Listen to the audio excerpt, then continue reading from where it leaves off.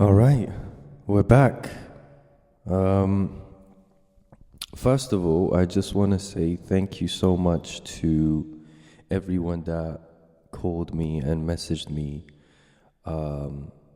to say thank you for my honesty and vulnerability. I was not I was not expecting those phone calls, but I'm grateful, and I'm grateful and I'm thankful. Thank you so much. I had this,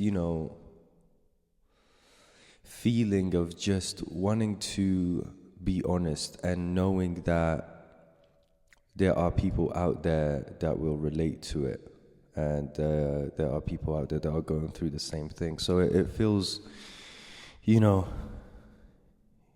vindicated. Yeah, man's learning new words, Yeah, man's out here still. All right, so what I wanted to speak about this week is there's a couple, so you're gonna have to bear with me. We're gonna go in and out of different topics. Pressure. In our generation, there's this amount of pressure that's just unnecessary. Pressure can be good. It can be a very good thing. It can put you in the right direction. It can give you a sense of belonging. It can ground you as well. When you go pressure on your shoulders, you're grounded, But a unnecessary amount of pressure will make you crumble, and it will make you crash. And I'm 25. I still live with my parents.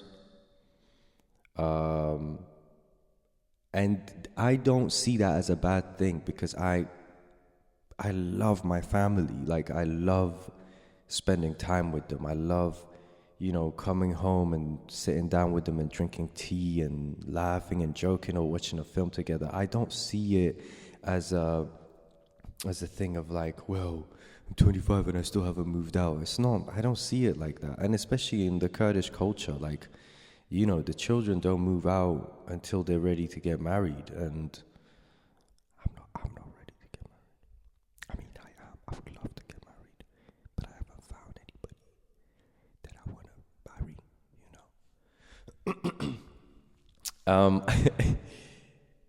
Yeah, so, but if you look on here, which is a facade, which is all fake, if you look on it, by 25 you should have a Lambo, by 25 you should be doing this, by 25 you should be doing that. But that's not how reality works, and also that's not how God's timing works. God has different things in line for you, and He will put you through things to make sure that you are worthy of the prize that He has at the end. So let's say, I know a lot of people will probably pray for money, and they think they're just going to wake up the next day and God's just going to have a duffel bag of cash for them. It won't work like that. If you pray for money, God will most likely make you extremely broke, extremely poor, so you know the value of money. So when He does give you the money, you know how to look after it, and you know what to do with it. You know that you should give back, and not just waste it on bullshit. So that's one example. When I speak to people my age and even older, there's this pressure that they have on their shoulder that's really prevented them from shining and succeeding as one should. And it's very sad to see, because, the thing with humans is there's a difference between thinking and knowing. I think I'm right, but after a conversation with you, and having more information, I'll go, oh, you know what, I wasn't right. I didn't see it that way, my bad. But if I tell you I know I'm right, I know it, there is nothing on God's green earth that you could do that would convince me any different. So when people, they don't think that this, what this pressure is doing to them is wrong, and they don't see it. They don't see it as pressure. They don't see it as this is a negative thing. You have a better chance speaking to a wall. And amongst many other things, again, pressure could be a good thing if it's in moderation. Everything can be a good thing if it's in moderation, but if it's excessive, it'll start eating you away.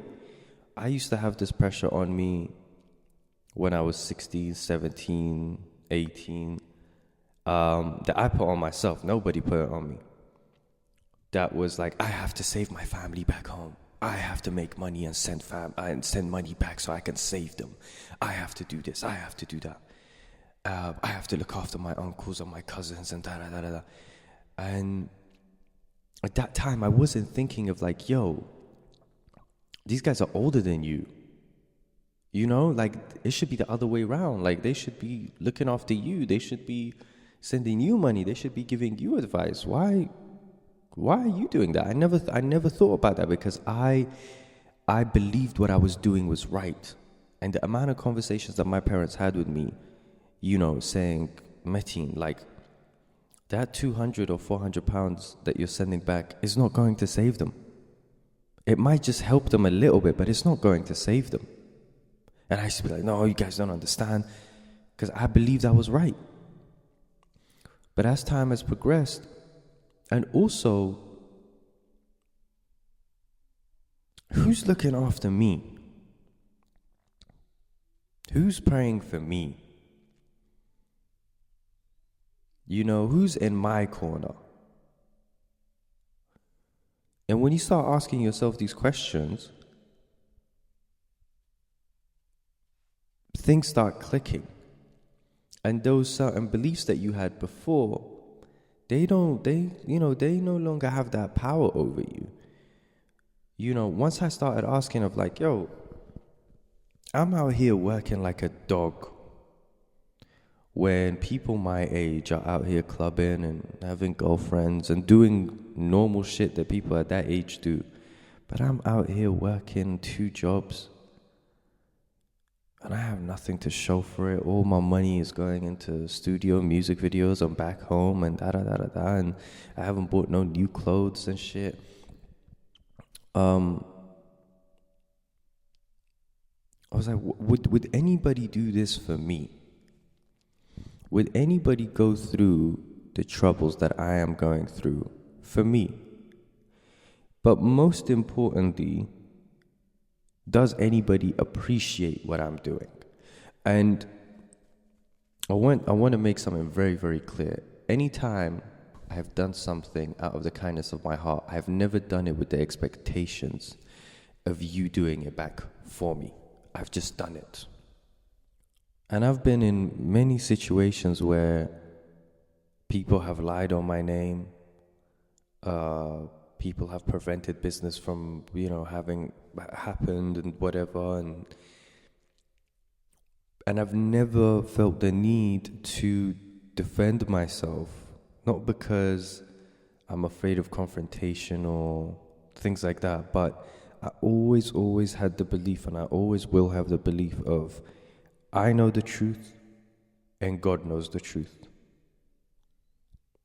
And that's it. And one day, this was probably like 2021, 2022, I'm at a place having some food, and this guy that I knew, I was never, close with, but had a couple of conversations with, comes in super drunk, really, really drunk. Oh, Martin, what's up, blah, blah, blah. So I get up, give him a hug, and he just starts crying.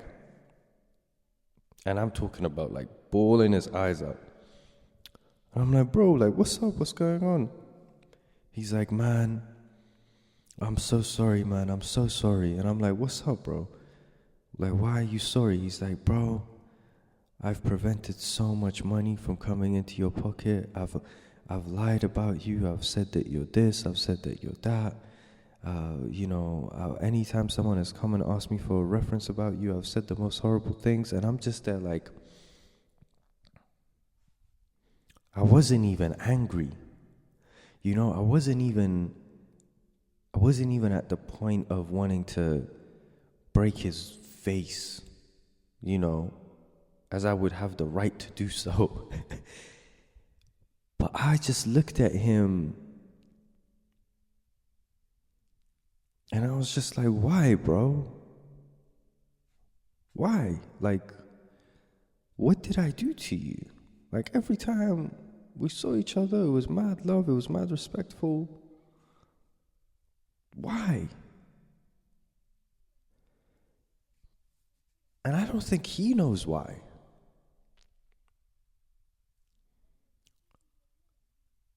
But I tell you that story to prove the point of, like, I know the truth and God knows the truth. So I'm all right. People can, what's the word? Speculate? Yeah, speculate. Have their own stories and whatnot. The truth will set you free. So I know the truth. And I know God knows the truth. And it's all in due time. And when it comes to going back to pressure is good. It's good to have pressure. It's good to have deadlines. It's good to answer back to somebody. It's good. And if that somebody's you, it's good. Like, those things fuel you and keep you grounded.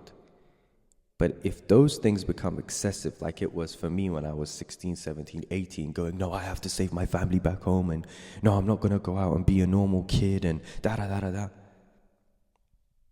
That's not cool, because now, at 25, now that I look back, I'm like, bro, I missed out on so many things I missed out on, bro. Like, things that I could have got away with because I was young, dumb, and broke. But I can't do that now because I'm actually an adult. Unfortunately, I have to be responsible. I can't do this shit no more. So yeah, that pressure wasn't good. But now, what pressure do I have? The pressure that I have now is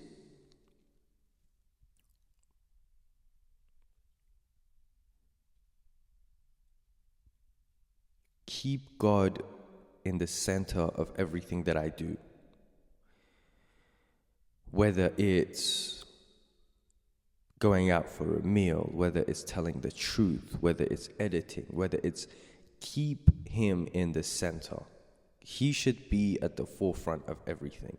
Because for the last 25 years of my life, he has not been at the forefront. He's been by my side, right? Or, he's got my back. But he's never been at the forefront with me. And that has caused a lot of issues for me. Me always trying to be in control of everything. Me trying to make sure that everything is perfect. Me waiting for the right time. Always worrying about money. Always needing reassurance. Is this outfit cool? Is this, that? All of that. But when you have the Almighty at the forefront, he's like, I got you, son. Don't worry. We'll figure this out. Don't worry, son. Like that type of reassurance, like, let's go. But that's pressure, because now I have to continuously and consciously check myself, because I'm not used to this. Like when I'm speaking to people that have been doing this for a minute, they don't even think about it. It's there. It's ingrained. The same way with me, it's like, when it comes to creative things, I don't even think about it. I just do it because it's always been like that. Where with this now, the pressure is keep him at the center. Or the pressure of now me being independent and being alone, Whereas before, as most of you guys know, I had very, very close friend with me that would do everything with me. I don't have that anymore. Or, just a lot of things, not just in that sense that I'm alone, but just, in everyday things, I'm more independent. Like, whereas before, oh man, something happened the other day that I was so proud of myself, bro. Something happened, and usually I would have just been like, whatever, I'm not gonna fix it. And then I was like, no, let me use my brain. let me solve this myself. and it felt so good, bro, just to be like independent. And if we go back to the beginning of our conversation of like, okay, I'm going through all this mess. I'm going through all of this. Would anybody do that for me? Would anybody pray for me? Would anybody, their paycheck straight away send it to me without even thinking about it? And no, nobody would do that. And that's okay. We can't expect that. We can't expect that. Everybody is going through their own journey. Everybody's going through their own trials and tribulations. Everybody is going through this human experience. Some are blessed to do it with God, and some think that they don't need God. And also, that's okay. Everybody is entitled to their own way of life. I'm not going to sit here and the Lord, I'm not going to sit here and preach to you. But yeah, this expectation that we have of people. No one is coming to save you. Nobody. And that's amazing. That's the most liberating feeling. That's the most freeing feeling that you could ever have. Nobody's coming to save you. I have to save me. I have to look after me. And when you do things with the expectations of, they will do that for me when I need it. No, they won't. Because they don't see it like you do. They won't, I promise you. I pay for this person every time that we go out. Because, they don't have a job right now, but I do, so I'll look after them. And you know what? When I need something from them, I'm sure that they'll return the favor. And then they get a job, and you're all ecstatic, and everybody's happy. Yo, you finally got a job. Oh, let's go out to eat, yo. And the bill comes, and you're thinking like, for the last 6 months, I've been paying for you everywhere we go. I ain't even brought it up. I know you'll do the right thing and take care of my bill. And the motherfucker goes, all right, brother, you ordered a Diet Coke. You ordered the Caesar salad with extra chicken. Okay, with extra chicken. So that's another 60p. And you had the tiramisu. And then what? Yeah, that's okay. So Diet Coke, Caesar salad, extra chicken, tiramisu. All right, brother, you owe me 26 pounds and 65p. Okay, if you want to round that up to 27 pounds, I won't be mad at you. I've seen it happen. I've seen that happen. So don't tell me that, that shit doesn't happen. It happens. I've seen that happen many, many times. But do you know who's at fault in this position? You are. You're at fault in that position for trying to save somebody. That's not your responsibility. Now, I'm not out here telling you to be selfish and to be self-serving. No. Give if you can. But when you do give, don't give with the expectations of taking something back. Don't do that. Because that's wrong. And you're not doing it from a pure heart. Give as much as you can. If you are able to give. If I ask you for £10 and you only have £20 in your name and you give me £10, I've done that. And I'm a schmuck for doing that. And I would never do that again. So A brother is speaking from his own personal experiences, okay? And I'm just trying to help you out here. I'm just trying to say, hey, I walked through that way. I wouldn't advise you to walk through that way, okay? But I've done that, bro. I've had 20 pounds in my name, and someone's asked for 10, and I've given them 15. I haven't even given them 10. I've given them 15. So don't do that, because nobody's coming to save you. Nobody here is coming to save you. You know, have God in your life, let him be the center of everything, and you'll be all right. And pressure's good. Pressure is good. Just moderate that motherfucker. You know, don't let anything overpower you. No people, no emotion, no feelings. Nobody should have that privilege. Nobody should have the power to make you feel something that you don't want to feel. And it's the same thing with pressure. Pressure is good as long as it's moderated, as long as it's within the guidelines, as long as you let that build up and you start making decisions while you're under pressure. Under pressure. Sorry. I think it's mandatory to do that, you know, when you say under pressure.